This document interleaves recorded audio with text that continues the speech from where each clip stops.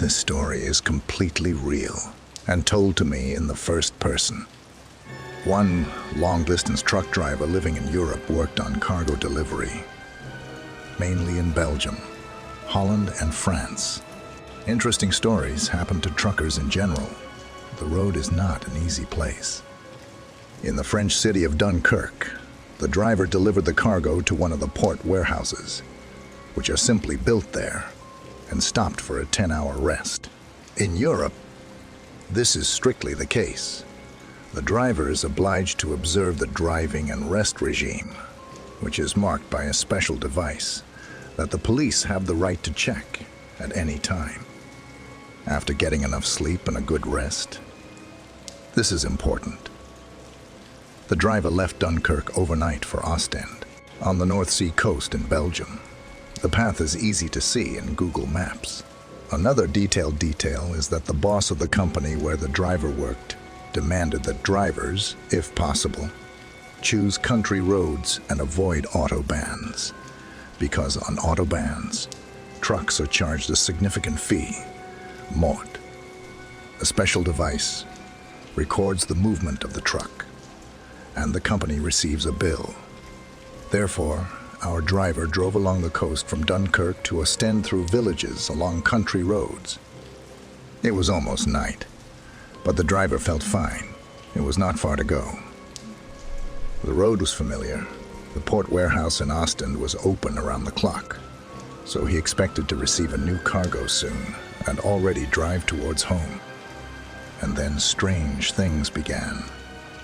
The familiar road has changed its appearance. Instead of asphalt, there were paving stones under the wheels. The headlights illuminated it well. Tall trees appeared along the road instead of the usual, neatly trimmed shrubbery. I drove into the wrong place, the driver thought, and looked at the navigator. The navigator has failed, and then the driver began to feel sleepy. It just knocked me out. It was some kind of unnatural, viscous drowsiness, almost loss of consciousness. The car began to work. Wonders. Then it was dragged into a turn where a cobblestone road went to the right between the trees. Then it picked up speed on its own.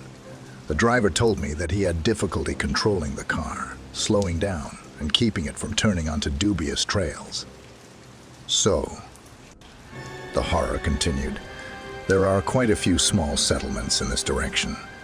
Driving through them, the driver clearly saw people on the streets, singly and in groups, with baby strollers. As they approached, these silhouettes faded and disappeared.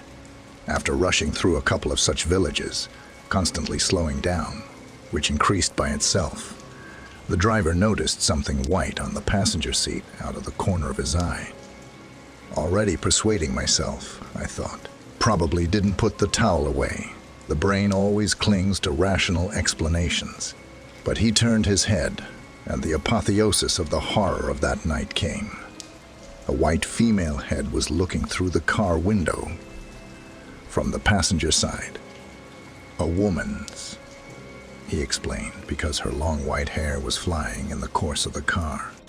She had a face, eyes and mouth in a smile or grin.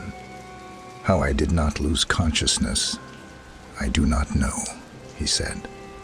I began to remember the prayer, but everything was confused in my head. Like a fog, some kind of confusion.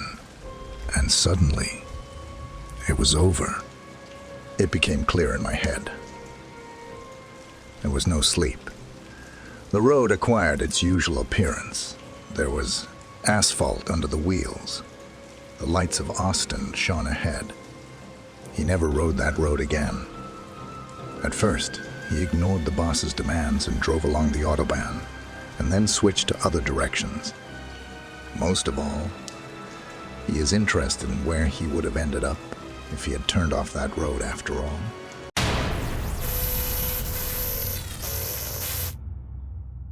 I went to my girlfriend's house in a neighboring state by hitchhiking. It wasn't very easy to catch cars, and it was late in the evening. On the highway at night, everything is completely different from during the day. You never know what can happen. While I was thinking like that, A car stopped a little ahead. I drove off at a light trot, and thanking the driver from the bottom of my heart, I sank into the cozy seat with pleasure. We exchanged a few phrases with the driver. I didn't ask for his name, so I'll call him that. Then we drove in silence. It is clear that the driver himself was tired on the road. He slowed down, turned the radio on, found nothing, turned it off, found nothing, turned it off. And I'm sitting, thinking about the friends I was driving from, about the girl, in general, about something of my own. Half asleep, I look at the bright spot from the headlights, which periodically pick out bright road signs from the darkness. There weren't any oncoming cars for a long time. The sky is only far, far bright, and here night has already descended above us. I look at this yellow spot on the road, and have probably been asleep for a long time, because I saw a gray figure far ahead on the road. The gradually increasing figure stood on our side, but the car did not slow down. It even seemed to speed up. Without turning my head, I looked at the driver. His face was frowning. His eyelids were half closed, but he was clearly not asleep. I look at the figure again. It is already clear that it is a man in a gray coat, and something dark is put on his head. He was facing us. I already started fidgeting in my seat and taking a deep breath to say something, only, right in front of the hood. The man disappeared. There was no knocking. No detour. There was nothing. The car was going straight on and on. I feel like I'm sweating instantly. I'm sitting there, not moving. The driver is silent, and so am I. After all, I think I dreamed about the figure, and before the collision, therefore, I woke up. In general, I decided to keep silent. Why bother the driver with my incomprehensible dreams? A few minutes later, the car slowed down and gently pulled over to the side of the road. They stopped, turned off the engine, and the driver got out. Me too.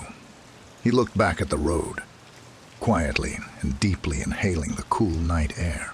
Then he said, in a noticeably hoarse voice, "A regular bus overturned here.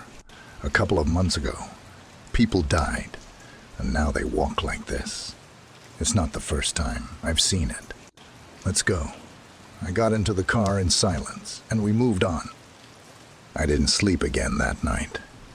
I just remember later, owls, a lot of owls, were sitting on the road. Our headlights were shining in our eyes.